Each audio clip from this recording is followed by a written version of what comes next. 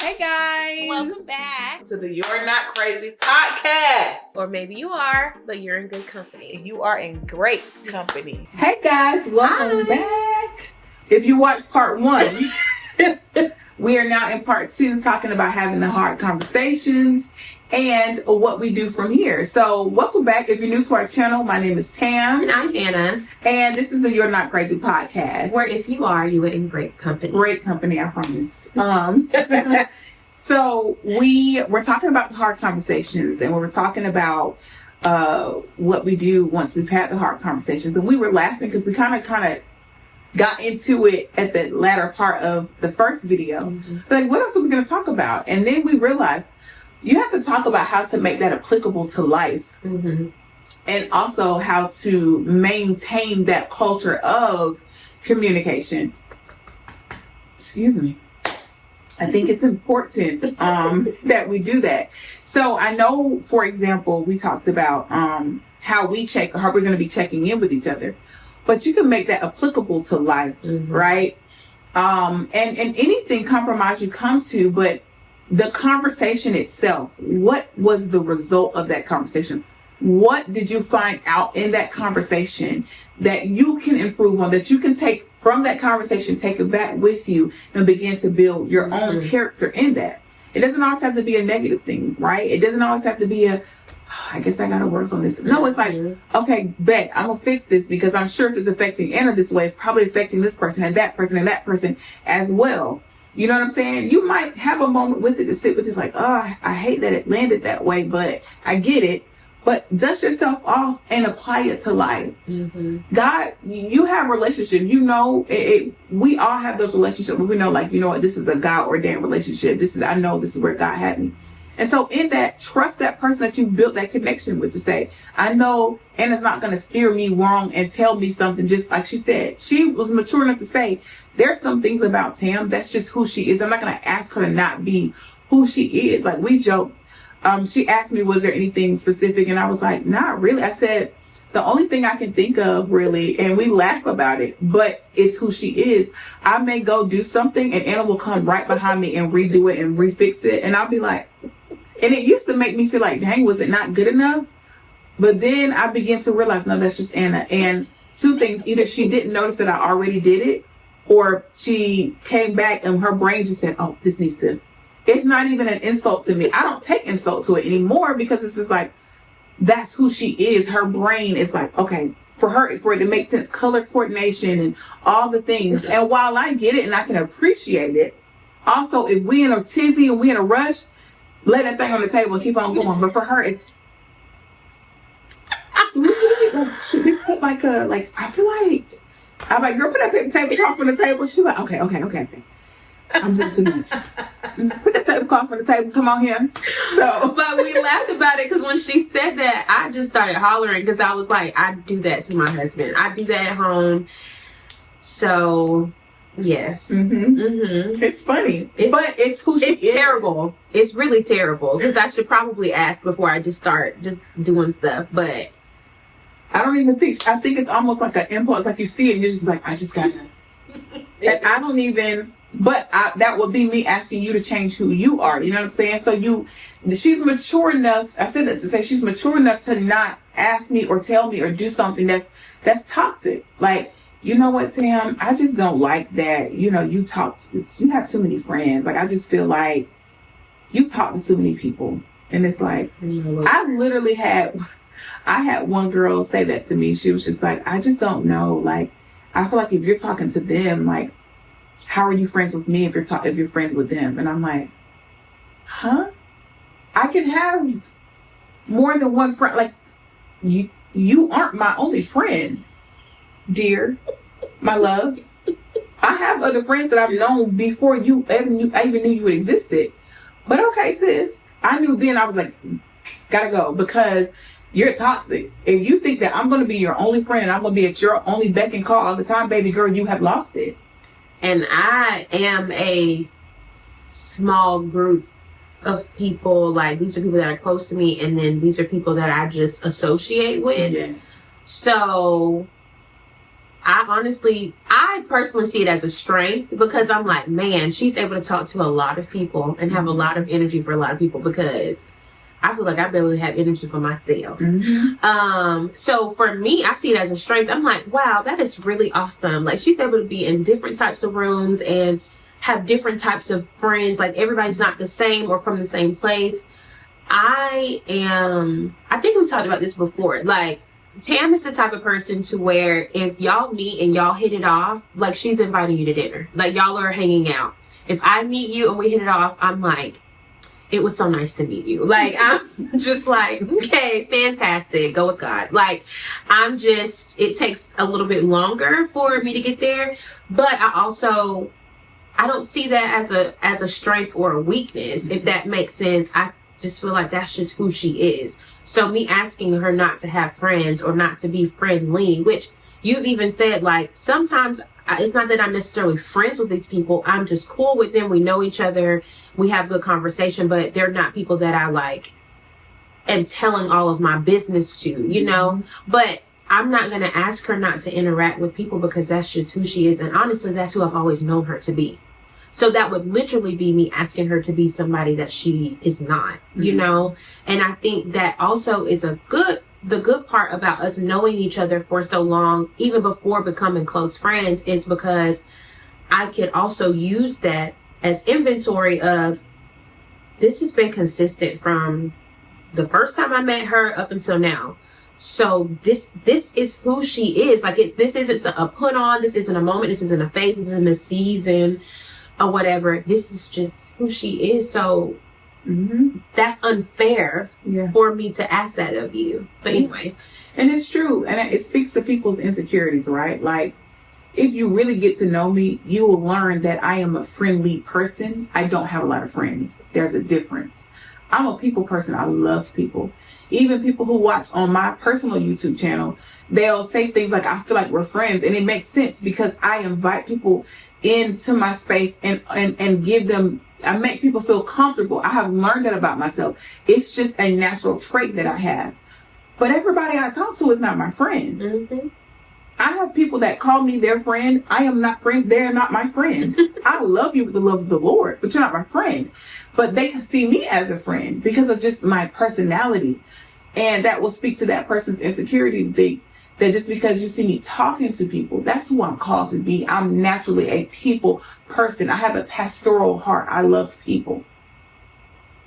However, when I want to go hang out, when I'm going through something, I have my select few people that I get on the phone with and check in with. When I want to go have a girls trip or whatever, I'm not calling those people you see me talking to. I'm not calling the multitude. So anyway, we talked about, how to make those things applicable to where you are and talk about that. And you have to trust that that person is not going to share something with you to try to change who you are. And so I think it's important that after having the hard conversations, you keep the maintenance going. You keep checking in. You keep saying, getting better and growing. The hard conversations never stop. It's how you handle them. Each time they get easier and easier, and each time you grow, and each time it's like a relief, like, okay, I said that. And then each time you begin to trust so-and-so and so-and-so with that hard conversation, that hard topic. And like you said, sometimes the hard conversations is not about us. It's about something else that you might have been struggling to process through. And so be a soft place, a soft landing pad when someone wants to have those conversations. That's another thing, and so I think it's important. I think for us, I can truly say the benefit from those hard conversations is growth in our friendship. And I left, after we had our retreat together, I left feeling like I understand her more now. Like, I feel better. And of course, the enemy tried to get in there and try to be like, well, do you feel like y'all really had all that? Did she say everything she was feeling? Did she just hold back to spare your feel? Like, the enemy tried to get in there, and I was like, no, I trust my friend that she said everything that she needed to say. And if she didn't, the time will open up again. But for now, in that moment, that was a Holy Spirit God-led moment, and we grew from it. And now I feel even closer to her, and I'm grateful for that. And I think I know without beyond a shadow of a doubt that she has my back. And that's what's important to Tamara. Because I'm a loyalist to my core. I got you. I'm going to hold you down. Even when you spit in my face, I'm going to hold you down. But if at any point I feel like you being like well, let me not say spit in my face. Let me backtrack that. Even if you have rough days and you do something to harm me, I still got your back. You spit in my face, that's intentional. Then we gotta have a conversation. But now we're fighting. Yeah, now we gotta figure something out because why?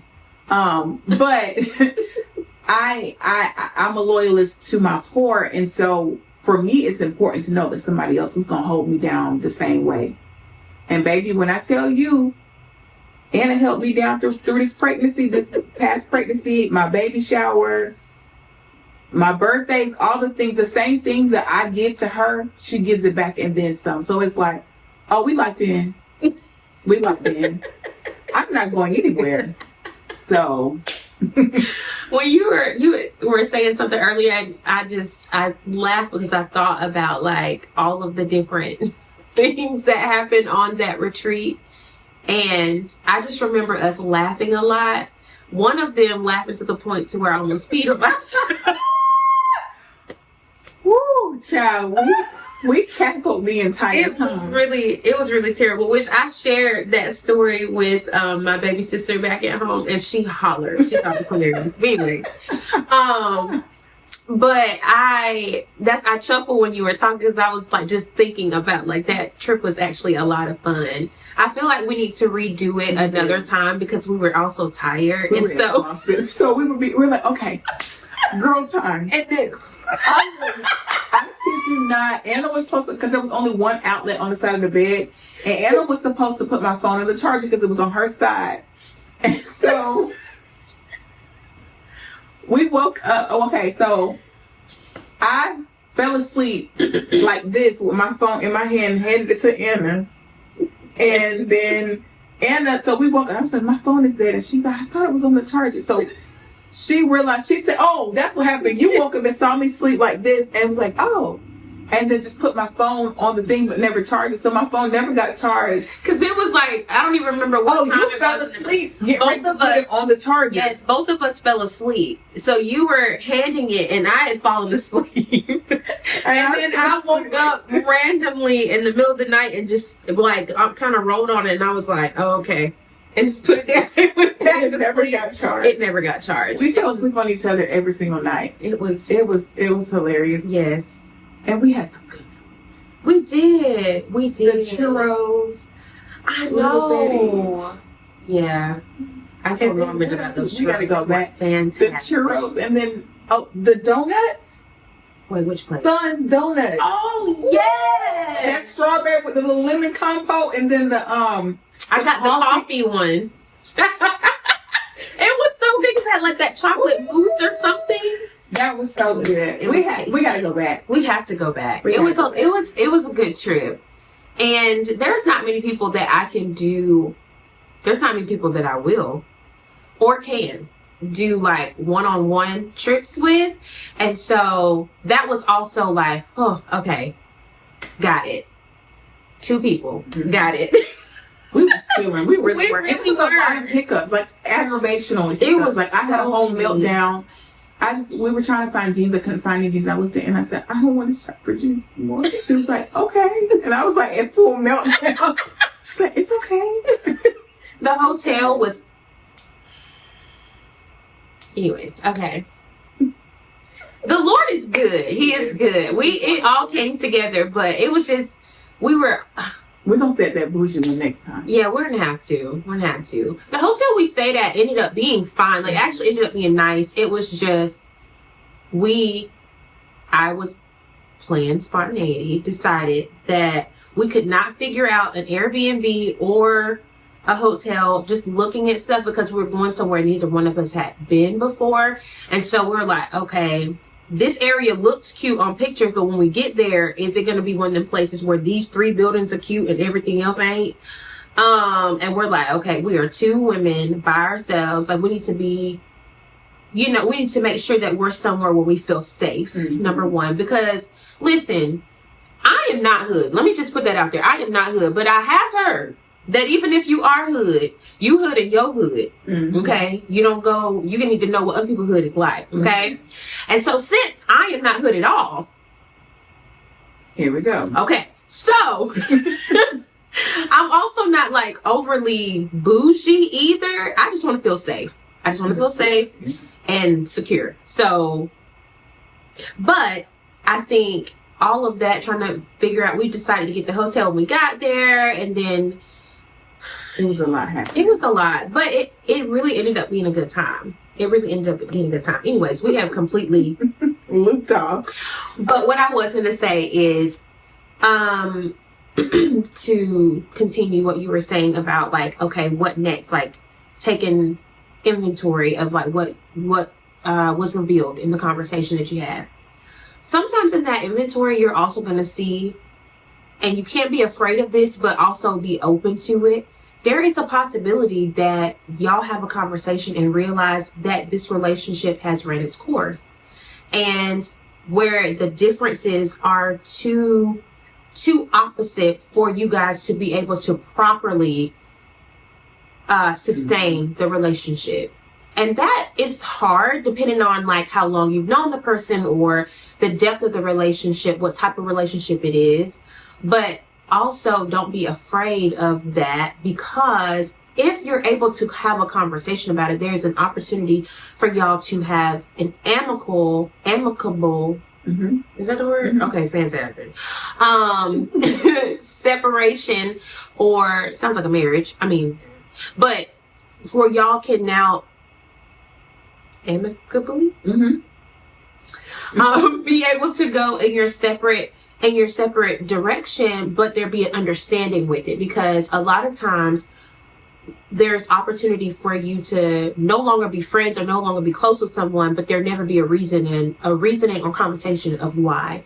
And so being able to have that conversation and come together and put it all on the table allows for both of y'all to decide if what now has been laid out you want to take with you, or we just want to leave it here. It was fine while it lasted. I love you. I pray all the best for you, but this is not healthy for either one of us. And I think that also, it takes maturity, but it's important, because what you don't want is to continue doing something and y'all are just continually harming each other in the process. And a lot of times unintentionally, y'all are just being yourselves and you're harming one another because there's too many opposing factors that are not allowing y'all to come together and have a healthy understanding. Or sometimes you have somebody who is an acquaintance in a best friend spot. And that's really hard. Oh my God. It's really hard, but also you said something right there, Lord. Oh, yikes. But I feel like for myself, there have been opportunities where I possibly could have had best friends, but I was too afraid to allow them past the acquaintance spot.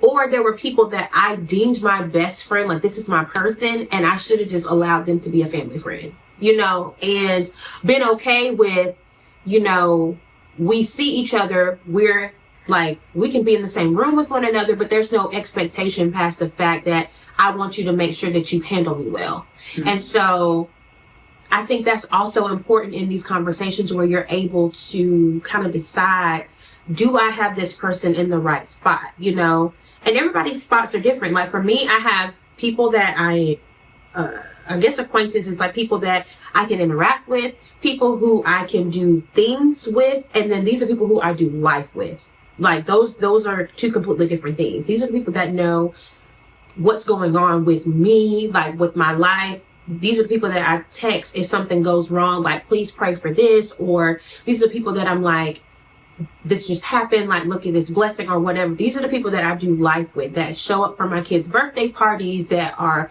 a part of my life. These are the people that are visible in my life, but they're not necessarily going to know the intimate details of what's going on.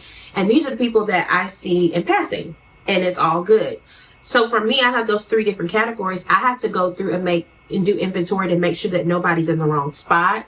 And that I have not placed people over here because I'm afraid for them to come over into this space. And so that's also very, very important that you do personal inventory to make sure that you haven't displaced people, because you could be opening yourself up to the wrong person, or you could be closing yourself off from the right people. And so that's what me have to work through and make sure that I haven't put people in the wrong places, because then now I have unrealistic expectations of people where I'm like, I've put you in this place, but you're not meeting that criteria. And it's like, that's because they were never supposed to read her. You know what I mean? Mm-hmm. And I hope people have done that with me. Please do that with me too. You know, like if I haven't shown up for you in this spot, please put me over into the acquaintance, because I don't want to continue to harm you because I'm not able to meet that expectation that you have of me, because that's just not where I'm at. I'm in the wrong spot in your life. So, yeah.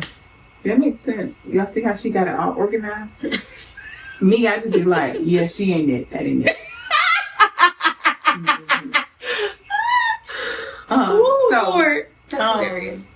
Anyway, I think we have said everything that needs to be said. We appreciate you all. We love y'all. We're back, guys. I mean, we here. We in here, and we finna get consistent and be on it. And we're gonna be talking about some good stuff this season. So stay tuned. We love y'all. This is season 3. Yeah, I think we just gave up on season 2. Yeah, season 2 was what it was, and we just gonna start season 3. Season 3. So we love y'all, and we will see y'all in the next video. Bye. Toodles.